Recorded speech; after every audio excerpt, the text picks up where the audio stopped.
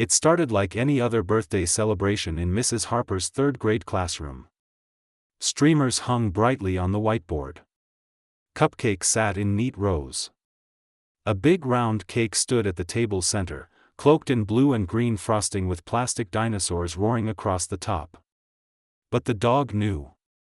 Before the candles were lit, Shadow, the school's K9, let out a low, guttural growl from across the room. Then he lunged. He wasn't just barking, he was warning. And if they hadn't listened, if they'd brushed it off as odd dog behavior, as people often do, someone might not have gone home that day. It was meant to be a joyful day for Ethan Brooks. His first birthday at his new school in upstate New York. After a turbulent year of moving, he was quiet, shy, far too observant for a 9-year-old, but he always smiled politely and said, "Yes, ma'am," even when he was clearly nervous. Mrs. Harper, who'd taught third grade for over 15 years, made birthdays special. Every student got a banner, a birthday pencil, and if parents brought cake or cupcakes, the class sang together. Ethan's cake arrived at 10 a.m., hand-delivered by Uncle Vince, a man in a faded Mets cap and sunglasses he didn't remove indoors. He said little, smiled too widely, handed over the cake, and left quickly. No one thought much of it. But Shadow did.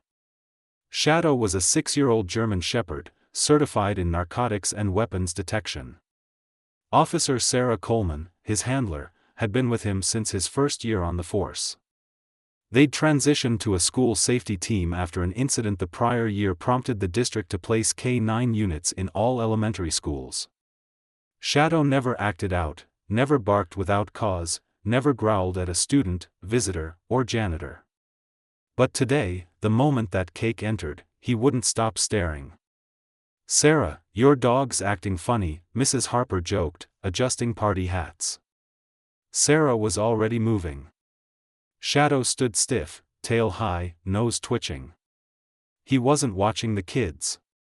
He was locked on the cake. "I think we need to check this out," Sarah said, stepping forward. "A birthday cake?" An aide laughed. "Maybe he's hungry." But Sarah's gut said otherwise. When Shadow began barking, full-throated, teeth bared, wild, the room went silent. Ethan backed away from the table, eyes wide. Not scared of the dog, but something else. Like he'd seen this coming. Mrs. Harper gently guided the children to the reading corner. Sarah approached the cake. "Shadow, sit." He didn't. He never disobeyed that command. Sarah's voice lowered. "Everyone, clear the room." Mrs. Harper hesitated. "Sarah, now." They did. The aides ushered the kids into the hallway, one by one, except Ethan. He didn't move. "Ethan," Mrs. Harper said softly. "Sweetheart, my uncle said not to eat it," the boy whispered. "He said just pretend it was from him." Sarah's heart sank. She knelt beside him. "Did he say why?" Ethan shook his head. "He told me if I said anything, he'd make Mom disappear again." "Again?" Sarah's grip tightened on her radio. "Before we begin, don't forget to subscribe and tell me in the comments where you're watching from." Bomb squad, police backup, news vans by lunchtime. The school went into lockdown, but nobody panicked because Sarah kept it calm, controlled. Shadow stayed by her side, eyes never leaving the cake box. The team used a portable X-ray scanner. At first, it looked like thick frosting, cake, hollow air pockets, until they reached the base. Wrapped in plastic, inside a metal food-safe container, was a loaded handgun taped inside the cake, ready to be accessed. "Who the hell puts a gun in a kid's birthday cake?" one officer whispered. "Someone who wanted it inside the building. Someone who knew it wouldn't pass a metal detector unless cleverly concealed." The man who delivered it, Uncle Vince, wasn't Ethan's uncle. He was Vincent Russo, a convicted felon with priors for trafficking, illegal possession, and a pending obstruction charge. Ethan's mother, missing for nearly a year, had been a witness in a case against Russo's operations. He wasn't just sending a message, he planned to retrieve that cake later and use it on someone. On the school. On Ethan. Ethan was placed in protective custody that evening. Sarah stayed with him at the hospital, where a child trauma specialist met him gently. Bringing Shadow helped. He didn't smile right away. But when Shadow laid his head in the boy's lap, Ethan whispered, "I knew he'd save me. I just didn't know if he'd be in time." Sarah asked what he meant. Ethan looked up, eyes sad but steady. "My mom told me to trust good dogs. She said, if anything ever happens, find one. They don't lie." That night, after the chaos quieted and the school was safe, Sarah sat with Shadow in the squad car outside the empty campus. She scratched his ears. "You never bark without reason," she whispered, "and you always know more than us." Shadow rested his head on her lap, eyes closed. Job done for today. Officer Sarah Coleman had been in law enforcement long enough to know when something felt wrong. Yes, they'd stopped a weapon from entering a school. Yes, the man who sneaked it in was in custody. And yes, Shadow had saved lives. But Sarah couldn't stop thinking about the boy. 9-year-old Ethan Brooks sat too still, too quiet on that hospital bed, carrying something heavy for someone so small. She saw it often in kids from chaos, children who read danger like others read comic books. Now she knew why. The next day, Sarah sat with child services at the station. Ethan was in temporary protective custody, staying at a certified foster home. "He's not talking much," the caseworker said. "Just keeps petting his stuffed dog and asking to see the real one." Sarah smiled. "Shadow's already waiting in the car." The caseworker raised an eyebrow. "You're bringing the dog?" Sarah nodded. "Shadow's the only one he trusts right now. Let's use that." When Sarah arrived at the foster home, Ethan sat on the steps, holding a peanut butter sandwich, staring at the mailbox like it held answers. The moment he saw Shadow, he jumped up. "Shadow." The German shepherd trotted over, tail wagging, body calm, his working stance softening into affection. He leaned into Ethan's legs as the boy dropped to his knees, wrapping his arms around the dog's neck. Sarah waited until the reunion calmed, then sat beside him. "You hungry?" she asked. He shook his head. "I'm always hungry. Doesn't mean I want to eat." She nodded. Silence settled for a minute. Then Ethan said quietly, "They said the cake was dangerous." "It was," Sarah replied. "You helped stop something bad, Ethan." "I didn't do anything," he mumbled. "Shadow did." Sarah smiled. "Maybe. But you didn't cut that cake. You didn't stay quiet when it mattered." Ethan looked down. "Can I ask you something?" Sarah continued. "The man who brought the cake, Vincent Russo, you called him your uncle, but he's not." "No," Ethan said flatly. "Do you know where your mom is, Ethan?" He hesitated, then nodded. Later that afternoon, Sarah sat across from Captain Lopez and a federal marshal.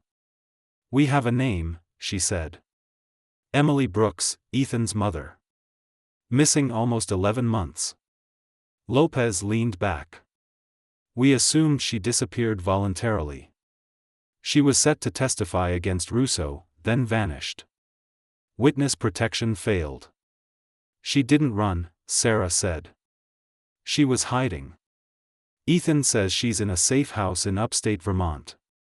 Left him with Russo under duress." "He told you that directly?" Sarah shook her head. "He told Shadow. I was just lucky to be in the room." The marshal chuckled. "That dog's good."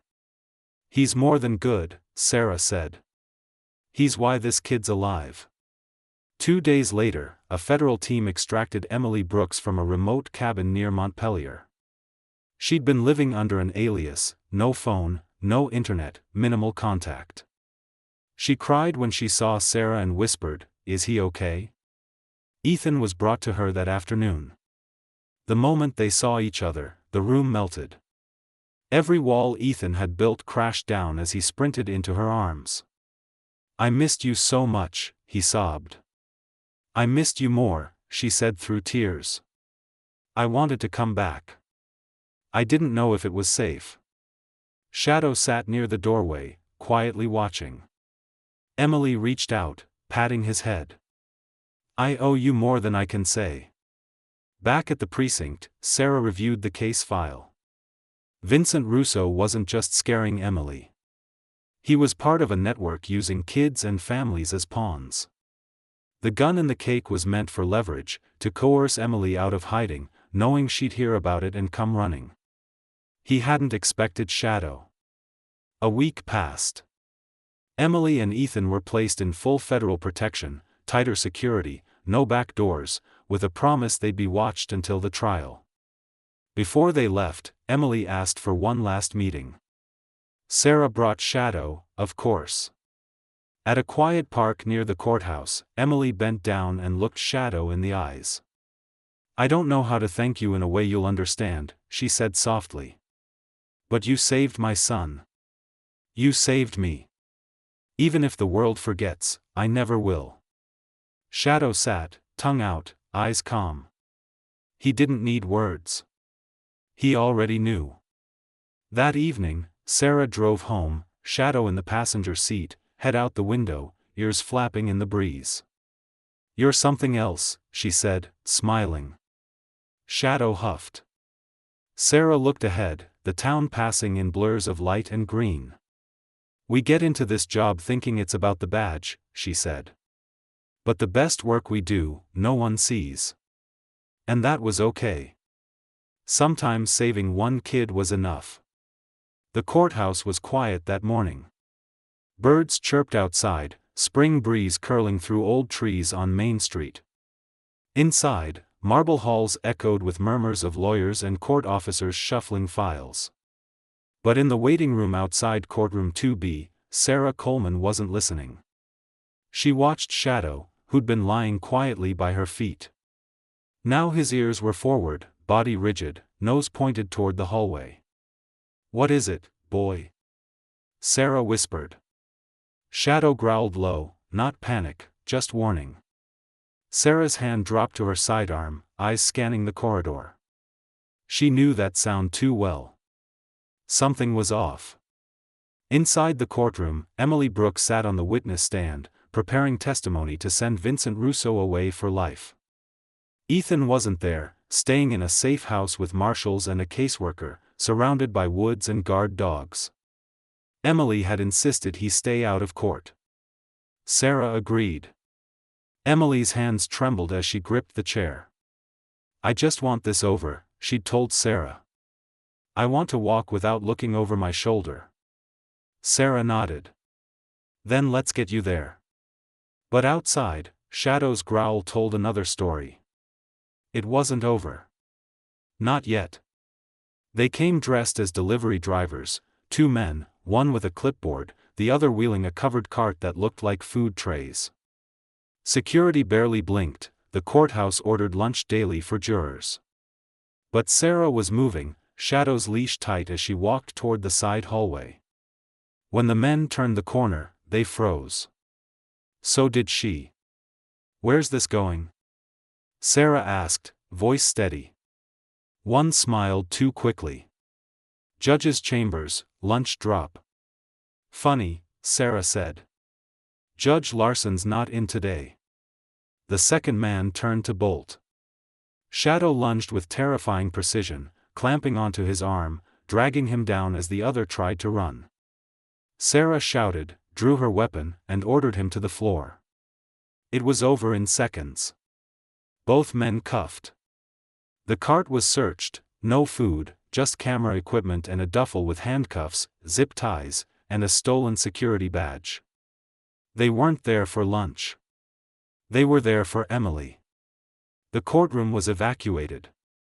Emily was rushed through a secure hallway, flanked by agents. Sarah followed, Shadow trotting beside her, eyes scanning every shadow. Emily was pale, shaking. "They found me again." "How?" Sarah didn't answer right away. They both knew Vincent Russo was in a cell, but his people weren't. That night, Sarah sat at her kitchen table, staring at the file from her cruiser. It wasn't just Russo. He was part of something larger, well-funded, patient, human trafficking, smuggling, identity theft. When anyone flipped or tried to escape, the network responded fast, without mercy. Emily had been marked since she vanished. Now they wanted her silenced permanently. The next morning, Ethan's safe house was moved. Sarah insisted on leading the transfer, driving the lead vehicle, Shadow beside Ethan, who wore a hoodie zipped to his chin, clutching Shadow's vest like a lifeline. "Are they coming back?" Ethan asked softly. Sarah glanced through the rearview mirror. "They always try.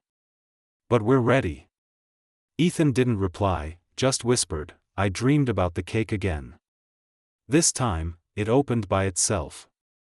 Sarah didn't know how to answer, so Shadow did, leaning against Ethan's leg, a soft comfort, an unspoken promise, "You're not alone." The new safe house was tucked at the edge of a national forest, one way in, one way out, secure perimeter, full surveillance. Sarah didn't trust it. She stayed that night, sleeping on the couch, one hand on her holster, the other holding Shadow's leash. At 2:13 a.m., the motion lights flickered. The power cut. Shadow was up, growling, head turned toward the rear door. Sarah slid on her vest, drew her weapon. 3 shadows moved across the yard. She whispered, "Back door." Same setup. Zip ties. Shadow barked once, sharp, aggressive. The house lit up red with emergency lights. Ethan screamed. Emily called out. Gunshots cracked in the dark. When it was over, 2 men lay cuffed on the ground. The third ran, bleeding from a leg wound Shadow gave him. He wouldn't get far, marshals were chasing. Sarah sat with Emily and Ethan on the floor as sunrise filtered through the broken window. "You saved us again," Emily whispered to Shadow. He didn't respond, just lay at their feet, chest rising, watching the doorway, still ready. Later, the feds relocated them to a permanent facility, known only to a few. Emily testified 2 days later via secure video. Her words were clear, face calm, the jury believed every word. Vincent Russo was convicted: racketeering, weapons trafficking, attempted murder, child endangerment.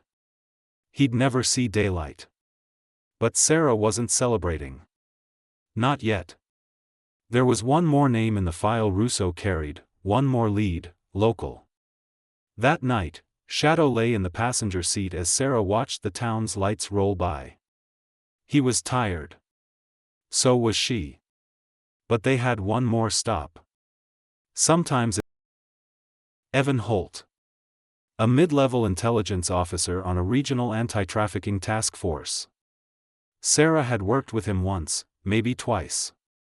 Clean-cut, fresh from the academy, always courteous, too agreeable. He'd signed off on the Vermont safe house location, the one breached. Sarah didn't believe in coincidences. She met Captain Lopez the next morning, dropping the file on his desk. "Holt, no way," he said. "He's green, not dirty." Sarah folded her arms. He accessed Russo's data 2 days before the cake. His badge pulled court transport schedules, witness relocation details. Lopez scratched his chin. Could have been hacked. Then why's he not answering his phone or showing up to work? Lopez went silent. "I want a bolo issued," Sarah said. "And I want to bring him in." Lopez nodded. That afternoon, Sarah and Shadow were on the road.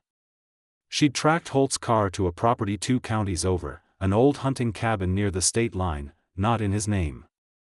His cell pinged there once, raising flags. Sarah parked a half-mile out, approaching on foot. Shadow moved ahead, ears forward, tail low, his working posture. At the tree line, Sarah spotted the cabin. It looked abandoned, but smoke rose from the chimney. She signaled. Shadow advanced.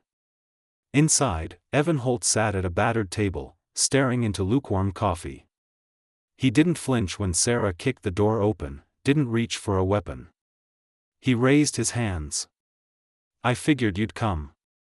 Sarah kept her gun trained. "On your knees, hands behind your head." Holt complied.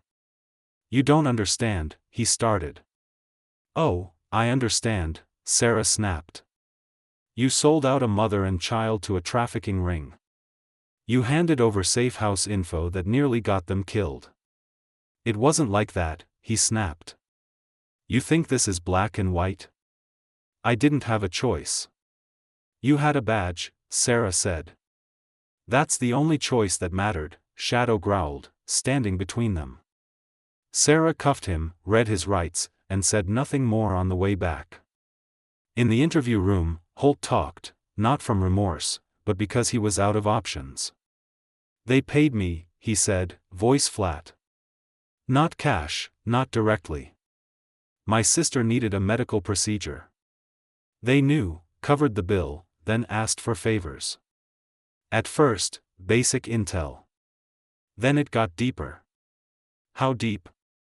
Sarah asked. "They wanted Brooke's schedule, the kids' routine, the safe house. I didn't want anyone hurt. I didn't know they'd bring a weapon to a school."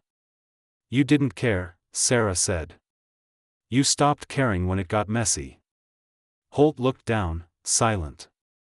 Emily Brooks was moved again, off the grid completely. The marshals offered Sarah a chance to say goodbye, but Emily declined. "It's better if we disappear," she told the agent. "Tell Sarah and Shadow thank you, but I want Ethan to grow up without looking over his shoulder." Sarah understood, but a hollowness settled in her chest. No reunion, no final hug, just silence, too permanent. That weekend, Sarah took Shadow to the lake trail outside town, their quiet place, away from headlines, courtrooms, liars with smooth voices. She threw a stick, and for once, Shadow chased it like a normal dog, no vest, no leash, just a shepherd. When he returned, tail wagging, Sarah knelt and whispered, "You saved more than a life." Shadow tilted his head, ears perked. "You gave a kid his mother back. That's not something people forget." Shadow didn't bark. He didn't need to. He'd done what needed doing, like always. Sarah returned to her squad car to find a sealed envelope on the windshield. No return address. Inside, a photo of Ethan holding a drawing of Shadow, with a handwritten note in a child's scrawl, "Tell him I still remember. Tell him I still feel safe." Sarah smiled, tucked the photo into her dashboard, turned the key, and drove forward, knowing the job wasn't over. But for now, the mission was complete. Not every hero wears a uniform. Some have 4 legs, sharp instincts, and the ability to see truth before we do. Shadow didn't just stop a disaster. He reminded everyone to pay attention to the unspoken, the felt, the quietly wrong. So maybe it's worth asking, when did you last trust your instincts, even when no one else did? 11 months since the cake, since Shadow stopped a hidden weapon, since Ethan and his mother vanished into witness protection, since Sarah Coleman helped dismantle a trafficking ring infecting their town like a silent cancer. Sarah moved on to other cases. Shadow remained her partner, riding every shift beside her.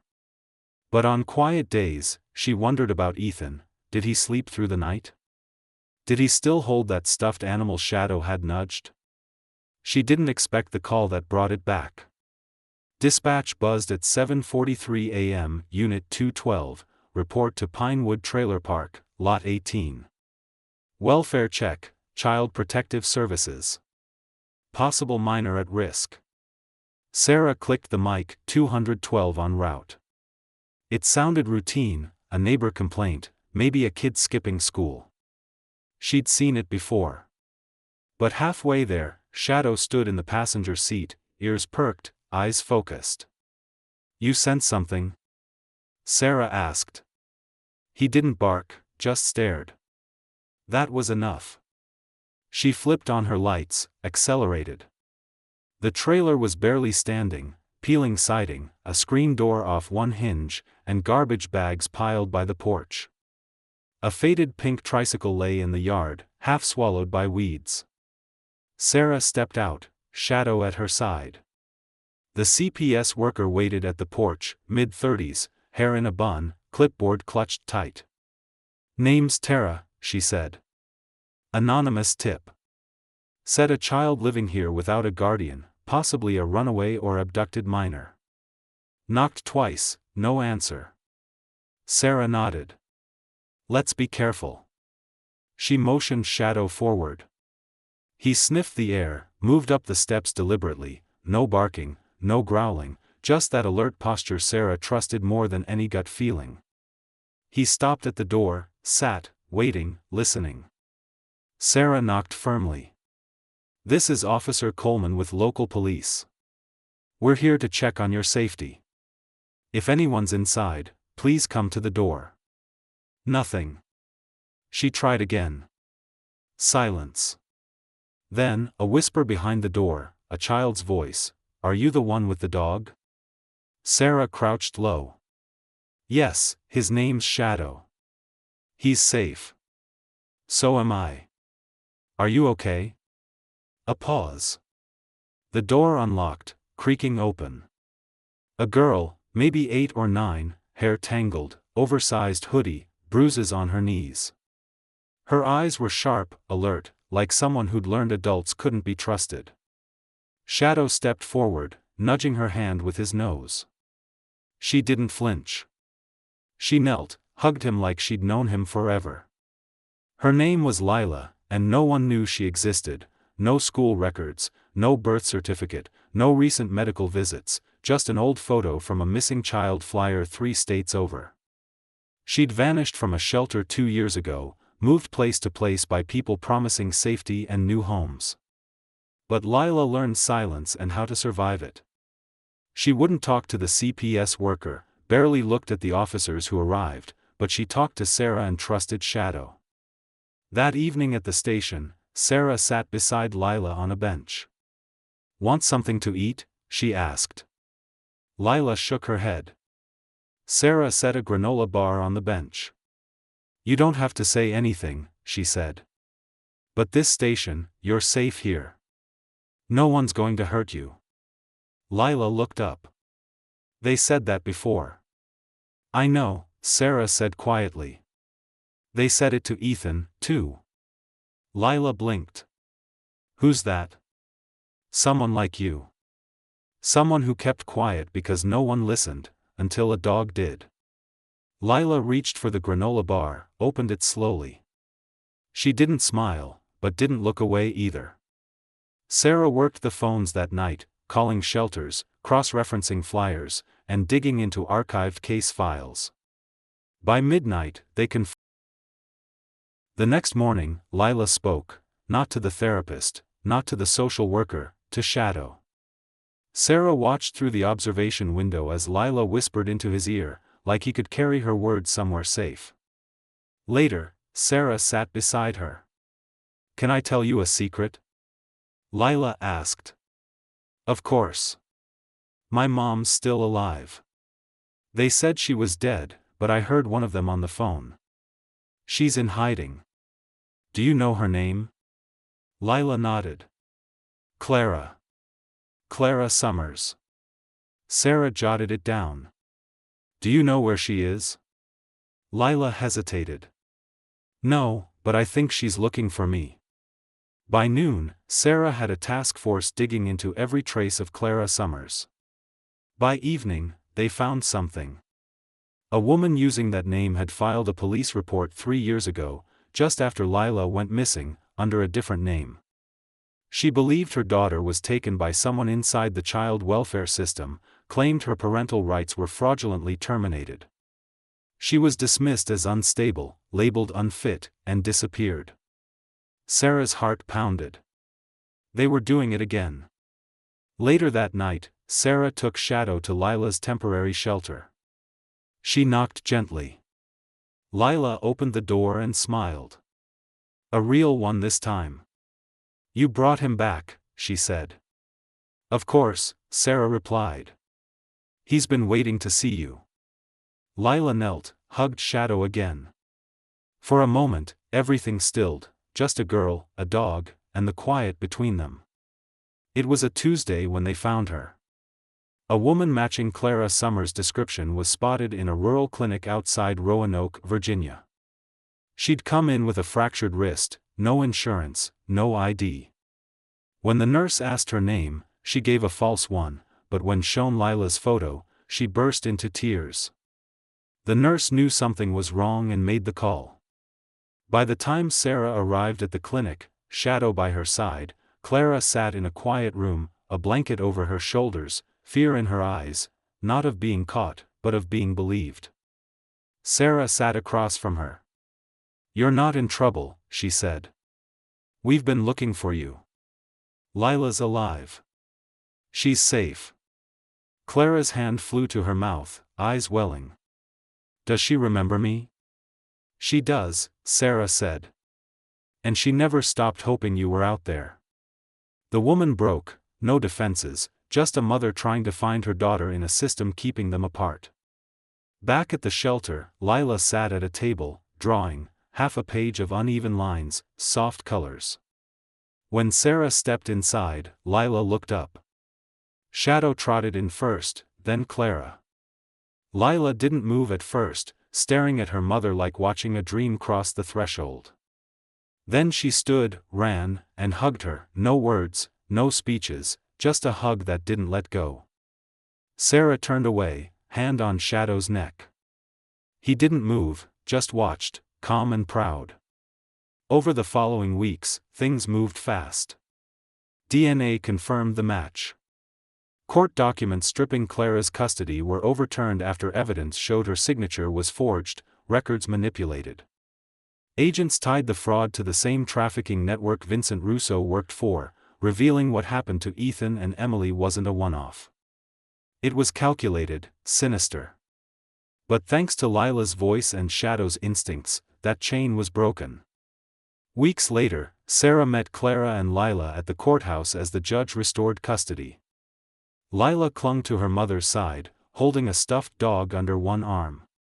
Sarah recognized it, Ethan's, passed down, now held by another child who'd learned some dogs don't just bark, they speak. Outside, as media gathered and advocates for child protection reform spoke, Sarah sat on the steps with Shadow. You're the real headline, she said, rubbing his ears. He rested his chin on her knee. Think we'll ever have a case that doesn't start with your nose? Shadow huffed. Sarah smiled. I'll take that as a no. Back at the precinct, Sarah pinned a new photo above her desk, Clara and Lila, smiling, in front of a small white house with a swing. A note on the back read, "He didn't just save us. He reminded us we were never forgotten. Thank you, both." Next to it, Sarah pinned Ethan's photo, older now, a year taller, freer, holding a sketch of Shadow by a tree he'd planted in the dog's honor. Lives saved, not just from danger, but from silence. 1 week later, Sarah and Shadow responded to a call at a school across town, suspicious person near the parking lot, no threat confirmed, routine. As they walked the perimeter, children watched from windows. Some waved, some pressed hands to the glass. One girl whispered, "That's the dog who saves people."